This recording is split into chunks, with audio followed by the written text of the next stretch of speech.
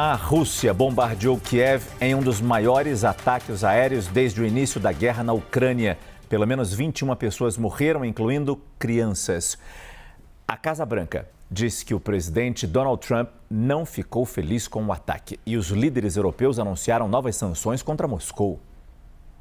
A Rússia realizou nesta quinta-feira um dos piores ataques contra o território ucraniano desde o início da guerra em fevereiro de 2022.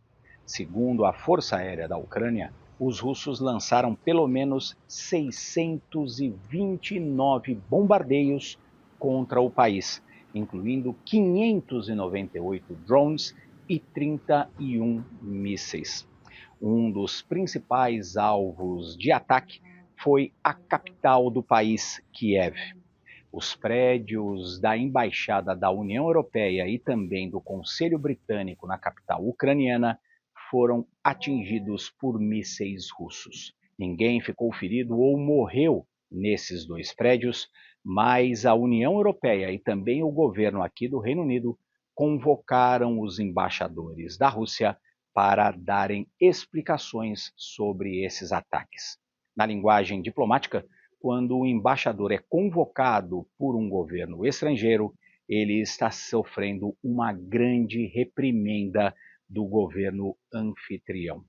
Segundo o porta-voz do presidente Vladimir Putin da Rússia, Dmitry Peskov, o alvo dos militares russos eram também pontos militares ucranianos e não civis.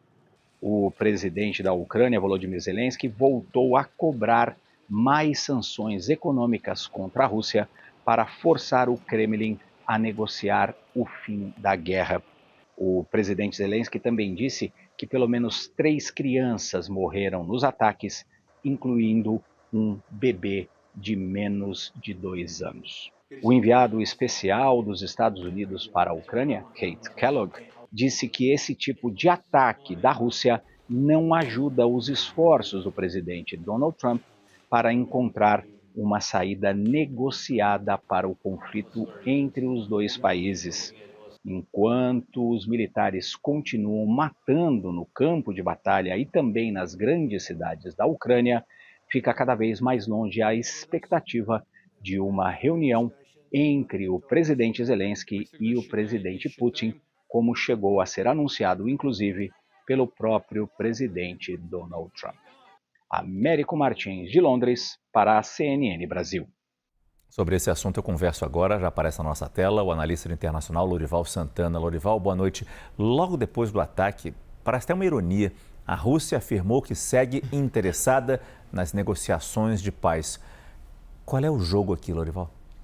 Bem, a Rússia ela promove 2 tipos de ataques, esses de hoje que a gente estava vendo, que são ataques contra alvos civis, por exemplo, um prédio residencial de 6 andares foi bombardeado, e aí esses ataques são para quebrar o moral da população, para fazer uma coerção psicológica, para que a população ucraniana pressione o governo a se render ou a fazer as concessões que a Rússia exige.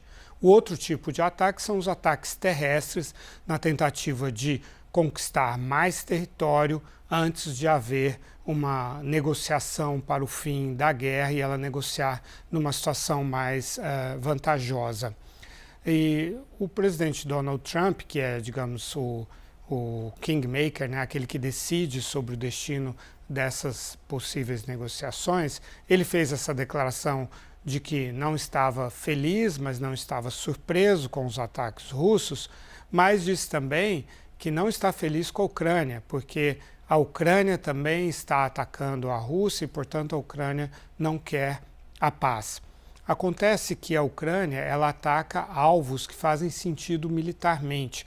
Por exemplo, ela vem atacando com drones as refinarias de petróleo russo e, com isso, já destruiu 13% da capacidade da Rússia de produzir combustíveis para o próprio mercado interno. Com isso, de janeiro para cá, o preço do combustível aumentou 45% na Rússia. A Ucrânia também está tentando destruir a capacidade de produção de petróleo da Rússia, porque esse é o principal sustentáculo econômico da Rússia. Então, isso não são alvos civis, são alvos que fazem sentido dentro de uma estratégia de tentar reduzir os incentivos e aumentar o custo para o inimigo de seguir invadindo e ocupando o território, no caso da Ucrânia.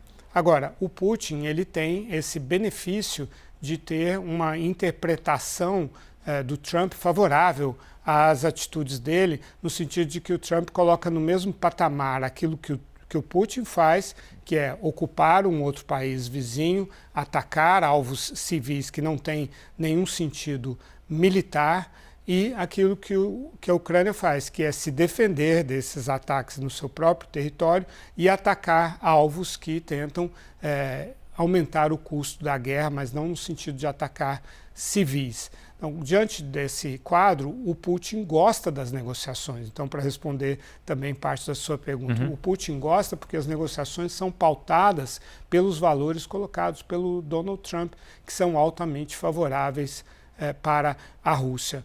Mas o fato de ele gostar desse quadro das negociações não quer dizer que ele vai ceder naquilo que para ele é importante. Por exemplo, ele não aceita que a Ucrânia tenha garantias de segurança, que possa haver tropas de países europeus vigiando, monitorando o cessar-fogo. E ele também não abre mão de receber mais território do Donbass, além daquele que ele consegue ocupar militarmente, ganhar um território extra sem conseguir ocupar militarmente. E o Donald Trump parece aceitar essa possibilidade. E aí, como disse o Américo na reportagem que nós mostramos antes da nossa conversa, a possibilidade ou a esperança que a gente tinha da possibilidade de um encontro entre Putin e Zelensky, isso está distante ainda. A Ucrânia reafirmou hoje que deseja um cessar-fogo incondicional e um encontro entre os dois presidentes, mas de forma incondicional, para que cada um coloque as suas condições. A Rússia não aceita isso. Para a Rússia, a Ucrânia tende a aceitar as condições russas antes de iniciar uma negociação. Muito obrigado, Lorival Santana.